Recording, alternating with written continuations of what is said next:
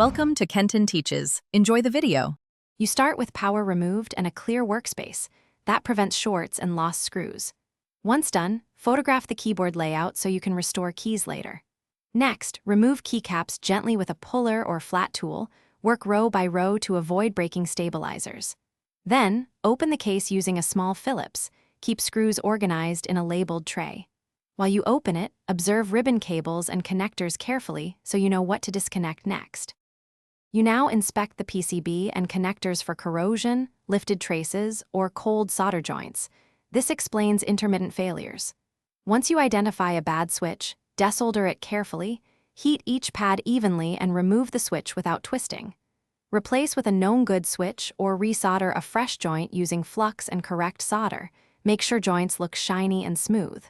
Then, clean contacts and surrounding areas with 90% plus isopropyl alcohol and a brush to remove residue and improve conductivity. You reassemble the keyboard stepwise. Reconnect ribbons, seat connectors firmly, and set stabilizers before snapping keycaps into place using your reference photo. Then power up and run a key tester. Press every key slowly and observe response, making sure macros and modifiers register. If something fails, power down and recheck solder joints, connector seating, and switch orientation. Sometimes a loose ribbon or one cold joint is the culprit.